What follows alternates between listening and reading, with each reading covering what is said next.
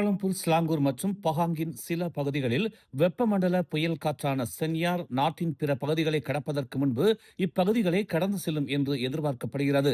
இந்த காலகட்டத்தில் 200 மில்லிமீட்டர் முதல் 300 மில்லிமீட்டர் வரை மழை பெய்யும் என்று மெட் மலேசியா இயக்குனர் ஹிஷாம் அனீஃப் தெரிவித்துள்ளார். புயல் தென் சீன கடலுக்குள் நகரும் போது ஞாயிற்றுக்கிழமைக்குள் மழை குறையும் என்று எதிர்பார்க்கப்படுகிறது. மலாக்கா ஜலசந்தியில் இதுபோன்ற புயல் உருவாகுவதை மெட் மலேசியா கவனித்தது இதுவே முதல் முறை என்று அவர் ஒரு செய்தியாளர் சந்திப்பின் போது கூறினார். மணிக்கு 50 கிலோமீட்டர் வேகத்தில் பலத்த காற்று வீசும் என்று எதிர்பார்க்கப்படுகிறது.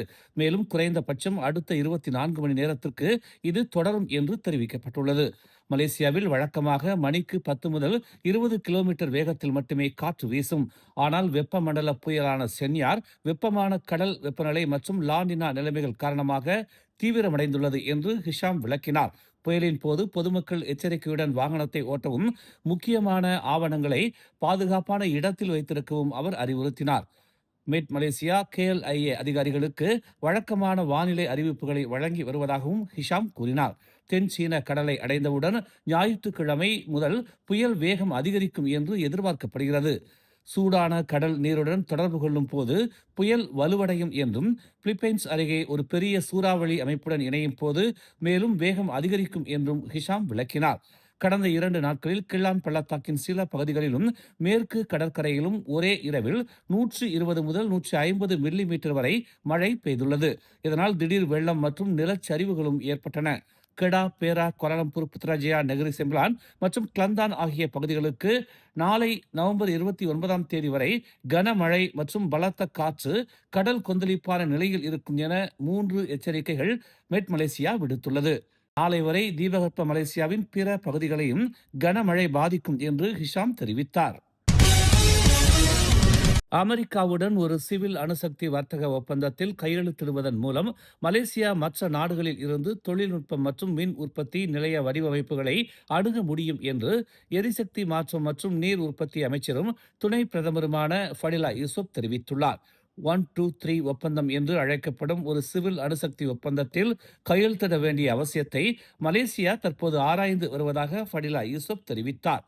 இது அமெரிக்க அணுசக்தி தொழில்நுட்பத்தை இறக்குமதி செய்யும் நாடுகளுக்கு அமைதியான நோக்கங்களுக்காக மட்டுமே பயன்படுத்தப்படும் என்ற உத்தரவாதங்களை வழங்குவது உட்பட நிபந்தனைகளையும் அமைக்கிறது என்று அவர் சுட்டிக்காட்டினார். இந்த ஒப்பந்தத்தின் மூலம் ஜப்பான், பிரான்ஸ் மற்றும் தென்கொரியா போன்ற பிற நாடுகளில் இருந்து ஆலைகளின் வடிவமைப்புகள் மற்றும் தொழில்நுட்பத்தை அணுக மலேசியா வாய்ப்பை பெற முடியும் என்று அவர் கூறினார்.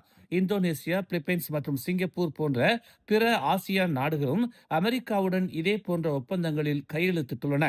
மலேசியா மற்ற நாடுகளைச் சேர்ந்த சப்ளையர்களுடன் கையாள்வதாக இருந்தாலும் அமெரிக்க அரசாங்கம் நிபந்தனைகளை விதிக்க அல்லது ஏற்றுமதி உரிமங்களை விதிக்க இன்னும் உரிமையை கொண்டிருக்கும் என்று அவர் தெரிவித்தார்.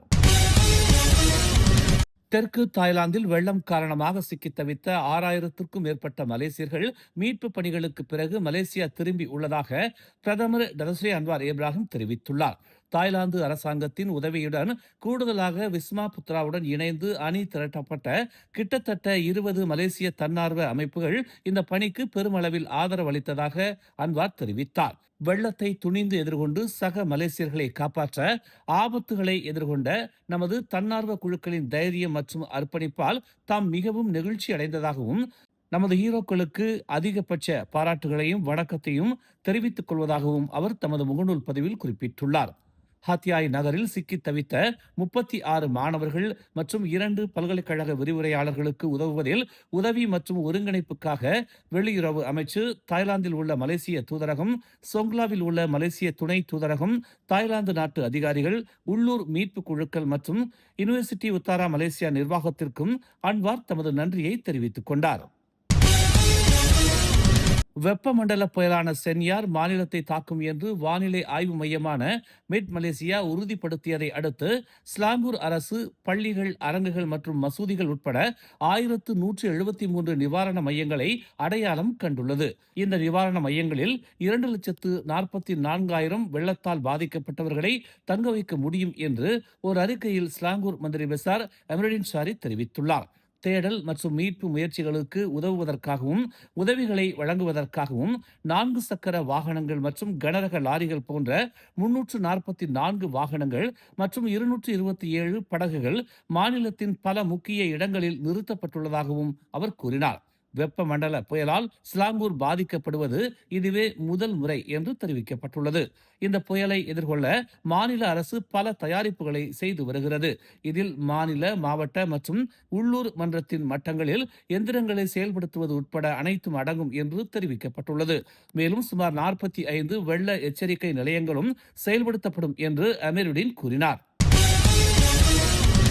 திரங்கானு, பகாங், ஸ்லாங்கூர், நெகிரி செம்பிலான் மற்றும் புத்ராஜயா ஆகிய பகுதிகளுக்கு வானிலை ஆய்வு மையமான மெட் மலேசியா அபாய நிலை தொடர்மழை எச்சரிக்கை விடுத்துள்ளது. சனிக்கிழமை வரை கனமழை நீடிக்கும் என்று எதிர்பார்க்கப்படுவதாக தெரிவித்துள்ளது. மெட் மலேசியாவின் அதிகாரப்பூர்வ வலைத்தளம் மற்றும் சமூக ஊடக சேனல்கள் மூலம் பொதுமக்கள் விழிப்புடன் இருக்கவும் சமீபத்திய தகவல்களுடன் புதுப்பித்த நிலையில் இருக்கவும் அறிவுறுத்தப்படுகிறார்கள். வெள்ள மேலாண்மையை மேம்படுத்துவதற்கான சிறப்பு பணிக்குழுவும் அமைக்கப்பட்டுள்ளதாக தெரிவிக்கப்பட்டுள்ளது. மீட்பு முயற்சிகளை வலுப்படுத்தவும் பாதிக்கப்பட்ட சமூகங்களை ஆதரிக்கவும் உதவி மற்றும் பேரிடர் மீட்பு முயற்சிகள் இரண்டையும் உள்ளடக்கிய 57 மில்லியனை அரசாங்கம் ஒதுக்கியுள்ளது.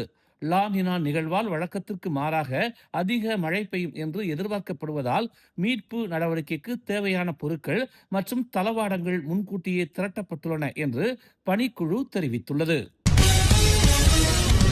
மேலும் செய்திகளை தெரிந்து கொள்ள தமிழ் மலர் இணையதளம், தமிழ் மலர் செயலி மற்றும் மலர் டிவி யூடியூப் சேனலை வலம் வாருங்கள். எங்களோடு இணைந்திருக்க மலர் டிவியை பதிவு செய்து கொள்ளுங்கள். உறவுகள் மகிழ்ந்திட விருப்பம் மற்றும் பகிர்வு சேவையை சொடுக்கிடுங்கள்.